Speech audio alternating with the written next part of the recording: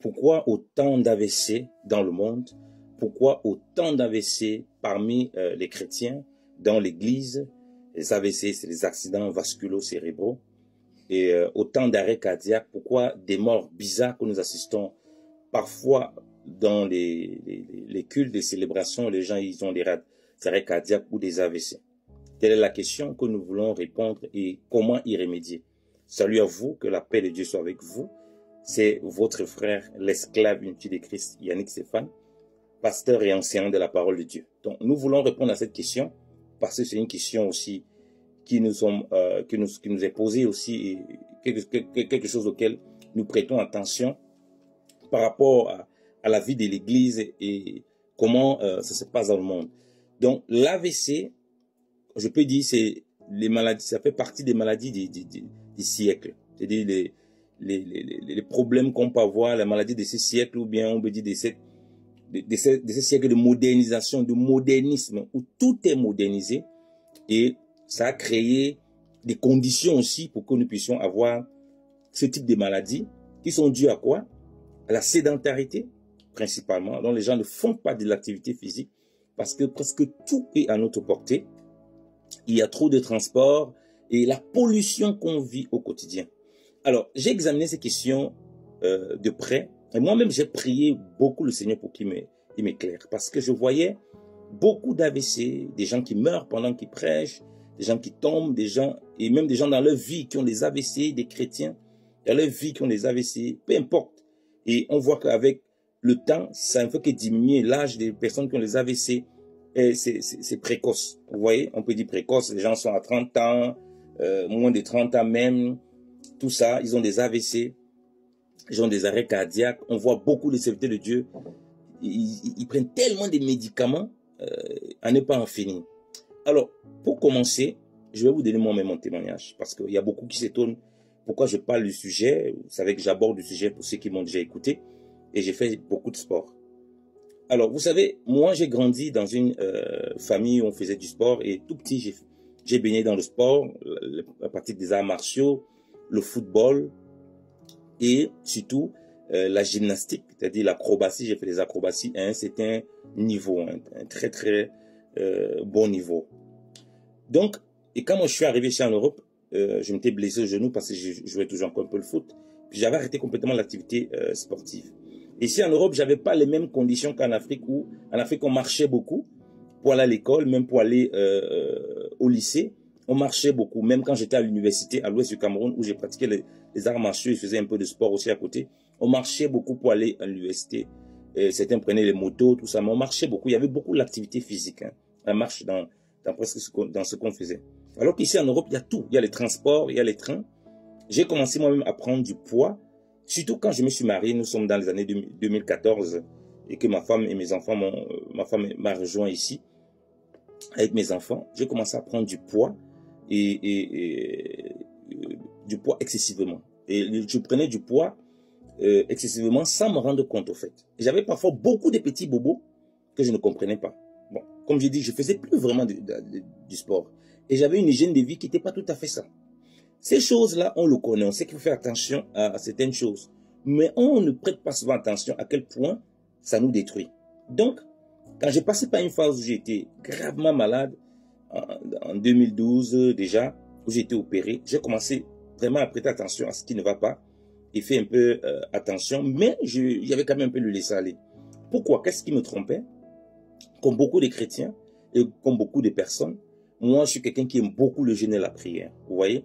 Et quand tu jeûnes, tu perds du poids, mais sauf que si après tu n'as pas une hygiène qui est bien encadrée, tu vas faire les effets yo-yo, donc tu perds du poids, après le poids il diminue, tu perds du poids, après le poids il diminue. Au fait, tu dénatures ton corps, au fait, ton organisme est complètement déconfiguré, on peut dire comme ça, hein, complètement bizarre, parce que tu as une hygiène de vie qui est bizarre. Et du coup, il y a souvent des petits bobos que je ne comprenais pas, et même parfois pendant le jeûne, parfois j'ai des tournis que je ne comprenais pas. C'est plus tard que j'ai compris que c'est parce que il y avait une bonne hygiène de vie, vous voyez, c'est-à-dire la façon dont je ne faisais pas du sport, et je ne faisais pas parfois attention à ce que je mangeais, et tout, et de façon excessive, même sans s'en rendre compte, vous voyez. Et j'ai commencé à prendre beaucoup de poids. Jusqu'à ce que le Seigneur m'interpelle. Moi, j'ai 1,65 m. Je me suis retrouvé à 90 kg. Ouais, c'était beaucoup trop pour 1,65 m. Là, quand je suis allé à l'hôpital, fait un peu un check-up, j'ai vu ça, mais ça dit, ah là, il y a le cholestérol qui est haut, il faut faire attention, il faut commencer à vous mettre vraiment au sport. Nous sommes dans les années, nous sommes en 2019. Là, je me suis repris en main. J'ai dit non, là, c'est plus possible. Même si j'avais encore mon mal au genou, que je m'étais blessé, j'ai dit non. Malgré le mal au genou, là, je vais recommencer à faire du sport. Je commençais à voir les physios. Je commençais à m'inscrire dans un petit club où mon fils jouait de la région. C'est comme ça que j'ai repris l'activité physique, commencé à travailler à la maison. C'était pas facile au départ. Mais c'est ça qui m'a permis de retrouver une certaine hygiène de vie. Je vous dis ça pourquoi? Parce que pendant tout ce moment, je voyais effectivement, comme je dis, beaucoup de gens qui avaient des AVC dans les églises, des arrêts cardiaques, des morts bizarres. Je vois beaucoup de serviteurs de Dieu. N'imaginez pas, il y a beaucoup qui sont là. Ils prennent tellement de médicaments pour leur santé. Ce n'est pas que Dieu ne les utilise pas. Dieu va me les utiliser pour faire des choses surnaturelles, des choses merveilleuses. Mais sauf que leur problème, ce n'est pas une question que Dieu ne peut pas opérer. Parce que comme je vous ai toujours dit, ce n'est pas tout qui nécessite un aspect surnaturel. Parce que Dieu a déjà mis certaines choses en évidence qu'il faut simplement utiliser. Vous voyez? Il a donné dans sa création des choses qui sont déjà là. Et cette création est surnaturelle dans le naturel que Dieu a donné pour prendre soin de nous. Donc certains ont négligé, Dieu me faisait comprendre que certains ont abandonné, négligé d'entretenir leur corps. Ils sont tellement focalisés sur les choses et ils courent tellement à gauche, soi-disant pour le ministère. Ils n'ont plus le temps pour s'occuper d'eux.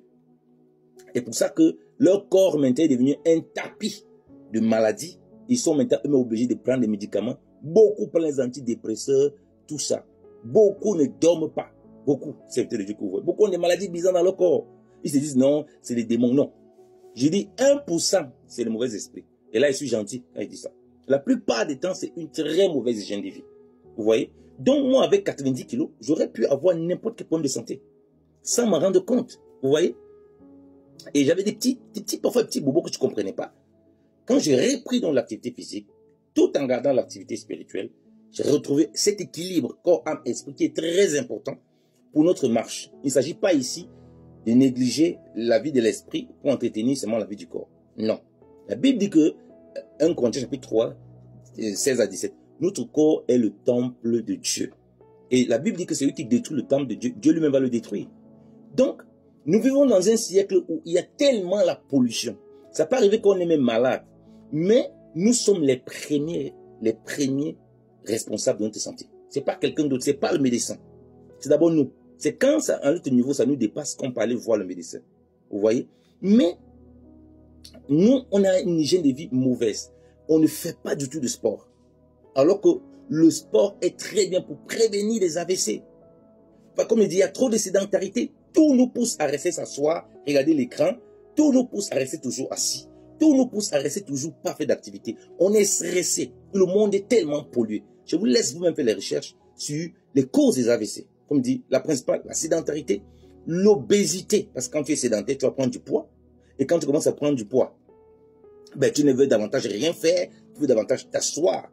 Et les maladies que vous voyez, beaucoup de gens ont peut-être à 50 ans. Ce n'est pas à 50 ans que ces maladies ont commencé. Ces maladies ont commencé quand ces personnes avaient 40 ans. C'est-à-dire qu'ils ont créé le tapis, le canapé favorable sur lequel la maladie a venu s'installer. Il y a les maladies qui commencent maintenant. Elles n'ont pas commencé maintenant. On a créé les conditions de ces maladies il y a des années avant. Beaucoup d'ont des serviteurs de Dieu, beaucoup de chrétiens qui sont dans les églises. Ils ont créé un tapis, ils ont créé un canapé pour les maladies bien avant. Et les choses ont commencé à se mettre là après. Il y a eu des soucis qui sont arrivés. Donc, pour prévenir ces AVC, revenez à comprendre ce que le Seigneur dit. Votre corps est le temple de Dieu et vous devez en prendre soin. Vous ne devez pas être négligent avec votre corps. Pour vous habiller, vous prenez bien des beaux habits. Pourquoi maintenant, pour que votre corps soit en santé pleinement, vous ne pensez pas? Voyez le sport comme un bel habit que vous portez, qui est nécessaire pour votre beauté, tant physique que spirituelle. Voyez l'activité physique comme importante pour votre édification. C'est comme ça que vous allez éviter les AVC et plein de choses. Donc, faites du sport. Faites du sport. Nous vous encourageons encore par les compassions de Dieu. Faites du sport. Que le Seigneur vous bénisse.